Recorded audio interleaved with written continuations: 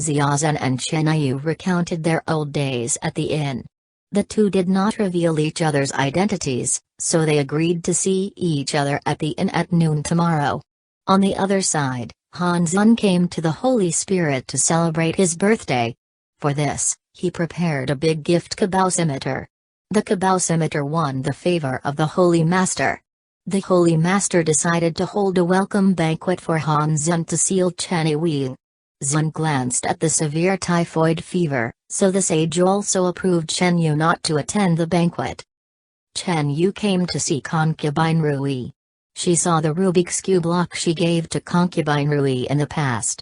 She was very surprised that concubine Rui had become concubine Rui's maid, and Shouju was coming back at this time. She saw Chen Yu. The costume of Chen Yu was also shocked that Chen Yu became the general who defeated Dong Luo. Chen Yu believes that the identities of the two are not enough to affect their friendship, but Xiaoju is mostly for Chen Yu, knowing that she and Chen Yu are no longer in their childhood. Zhouju returned to the room. She was depressed and sad because of Chen Yu's identity, and she became ill early. The pain of Xiaozhen when he was on set was unbearable. Han Zun came to Xiaozhen's room. He gave Xiaozhen an antidote and also reminded Xiaozhen loudly that Feng Jia was the one who killed Xiaozhen's father, and his purpose was also Feng Jia. Feng Jia and Zhouju have antagonisms. This time he will stay in Fengdu for a few more days at the sacred birthday feast, so he asks Zhouju to cooperate with him to seize the token of sealing the family.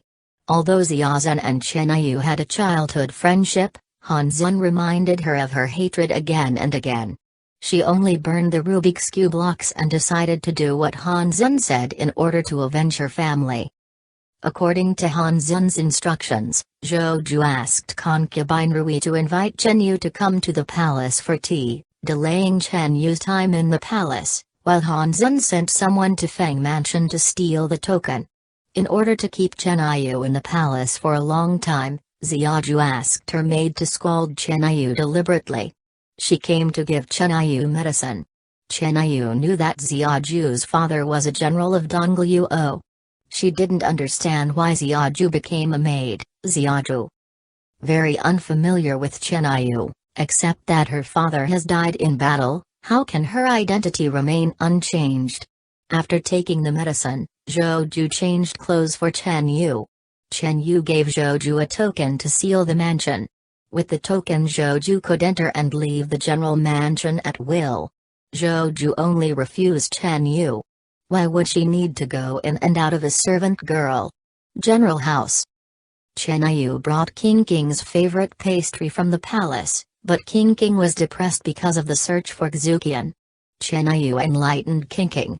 She didn't know that King King asked her about her children's love, so she only told King King with war skills, let King King have a long pain rather than a short one.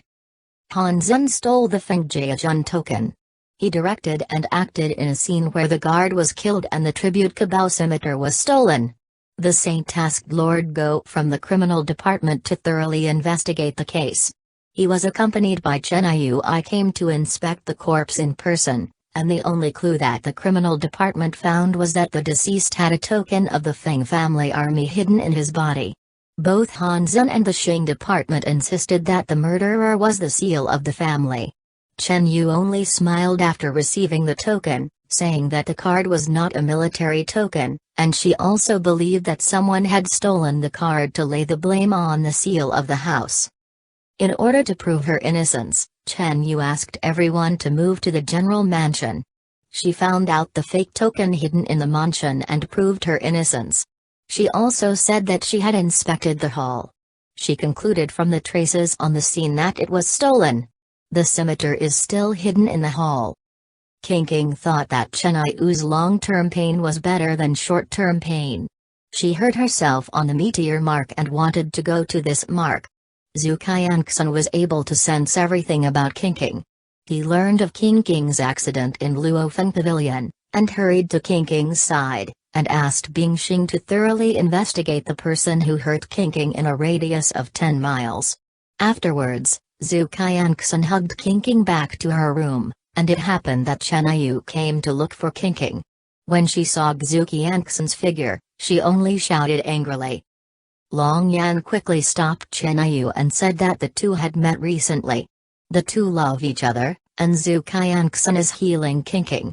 Chen Yu came to Kinking, and it happened that Kinking also woke up. She asked Gzuki Yanksan to leave first. She had Chen Yu to take care of, and Gzuki Yanksan got up and told Chen Yu to take care of Kinking, but Chen Yu looked like a baby guard, protecting Kinking, so that Gzukian can't take advantage of